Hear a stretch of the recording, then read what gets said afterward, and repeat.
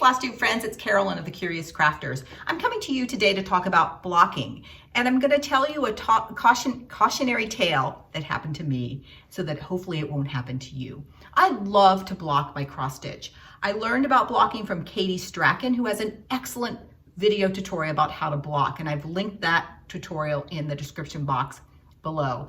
I am not quite as precise as Katie is in her blocking. She was also blocking for a more specific purpose.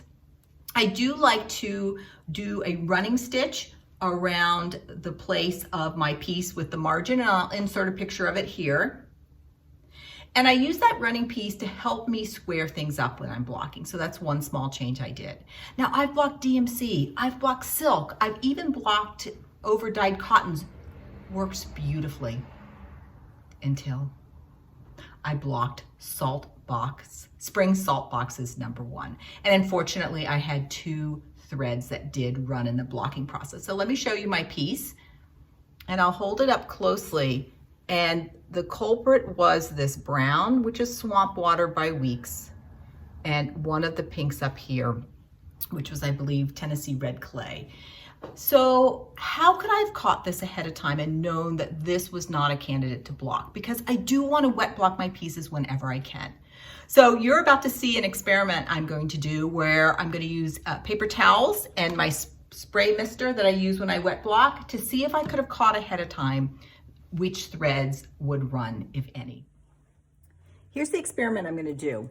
I've taken all my beautiful threads that I use to stitch spring salt box, and I've taken 1 strand of each and just folded it into quarters to have a bigger area. Now I'm going to take my spray bottle. This is what I use when I'm blocking, and I'm going to spray and see if any of the color comes off in the paper towel. Woo! Let's spray. It's getting the thread to move. Let's see if I can hold it down while I'm spraying it.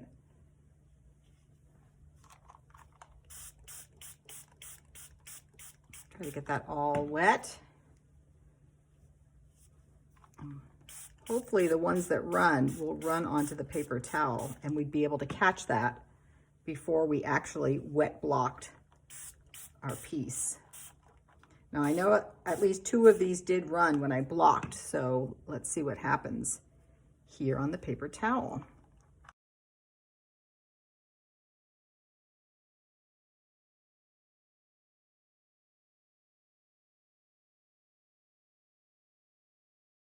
What I'm going to do now is I'm going to lay a paper towel on top.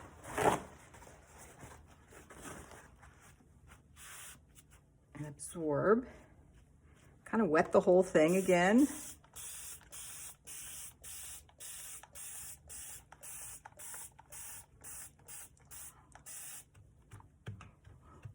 Actually, I don't really know what I'm doing. I'm experimenting here live. I'm going to let this sit and dry, and then we're going to see if any color would come off. All right, so we'll be back in a bit. All right, I've let it dry just a little bit. So let's peel back this top layer of paper towel and see if anything is run. You can see my wet threads are still under there. Okay, so looking at this paper towel, I see 2 places where it's run. I'm gonna actually put another paper towel down so you can sort of see, have the backdrop. Bring it up.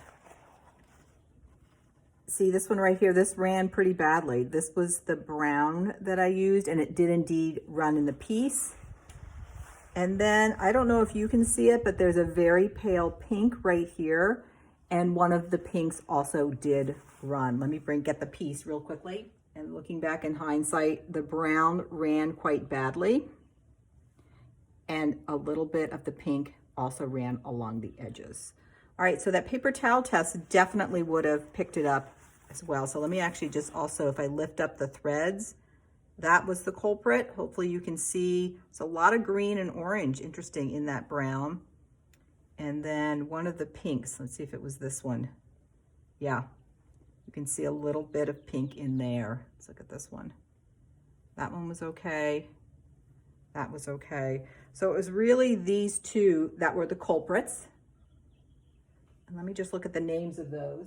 Okay, coming back to my floss, the ones that ran, or Classic Colorworks Tennessee Red Clay. And in fact, it does say not Colorfast. Did I read that? No. And the other one that ran the worst is Weeks Dye Works Swamp Water. And I do think they say something about the Weeks, not always Colorfast.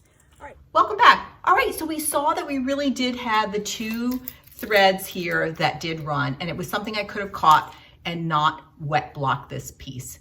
I'm curious if threads would run, could I have steam blocked it? Or is it best at this point just to iron a piece where I know the threads are gonna run? I still love this piece, but I am a little disappointed about the running in there. Moral of the story, check for colorfastness before you block. And I think this paper towel technique is something that is easy to do. Pop your threads on there, moisten them, and see if you get any color running. All right, great to see you, and hopefully this won't happen to you.